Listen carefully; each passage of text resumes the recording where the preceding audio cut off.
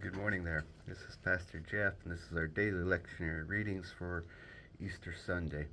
We had multiple different levels of choices that we were going to be able to use for our daily reading. There was three different sections, and then within each of those sections there were multiple opportunities for us to choose. So I'm going to go with what we are doing at church on Sunday, and I'll just let you know about those changes as well. So on our first reading, we had two different choices.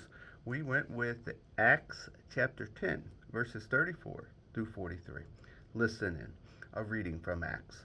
Peter began to speak to the people. I truly understand that God shows no partiality, but in every nation, anyone who fears him and does what is right is acceptable to him. You know the message he sent to the people of Israel, preaching peace by Jesus Christ. He is Lord of all. That message spread throughout Judea, beginning in Galilee after the baptism that John announced, how God anointed Jesus of Nazareth with the Holy Spirit and with power, how he went about doing good things and healing all who were oppressed by the devil, for God was with him. We are witnesses to all that he did, both in Judea and in Jerusalem. They put him to death by hanging him on a tree.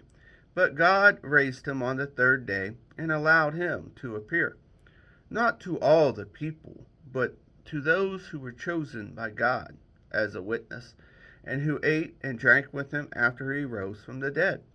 He commanded us to preach to the people and to testify that he is the one ordained by God as judge of the living and the dead. All the prophets testify about him, and everyone who believes in him receives forgiveness of sin through his name. Our psalm reading is Psalm 118, verses 1 and 2, and then verses 14 through 24. Give thanks to the Lord, for the Lord is good. God's mercy endures forever. Let Israel now declare, God's mercy endures forever. The Lord is my strength and my song, and has become my salvation. Shouts of rejoicing and salvation echo in the tents of the righteous. The right hand of the Lord acts violently. The right hand of the Lord is exalted. The right hand of the Lord acts violently.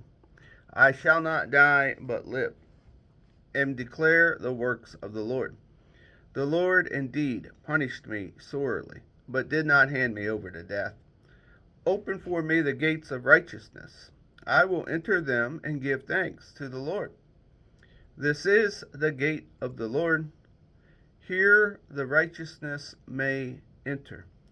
Give thanks to you, for you have answered me, and you have become my salvation. The stone that has builders rejected has become the chief cornerstone. By the Lord has this been done. It is marvelous in our eyes. This is the day that the Lord has made. Let us rejoice and be glad in it. For our second reading, we had three different choices, and we chose Colossians chapter 3, verses 1 through 4. If you have been raised with Christ, seek the things that are above, where Christ is, seated at the right hand of God. Set your minds on things that are above, not on things that are on the earth. For you have died, and your life is hidden with Christ in God. When Christ, who is your life, is revealed, then you also will be revealed with him in glory. Our gospel acclamation would be sung, and then we would be doing our gospel reading. We had, once again, three different opportunities of choices, and we chose the Gospel of Matthew, chapter 28, verses 1 through 10. After the Sabbath, as the first day of the week was dawning, Mary Magdalene and the other Mary went to see the tomb. And suddenly there was a great earthquake, for the angel of the Lord descended from heaven, came and rolled back the stone, and sat on it.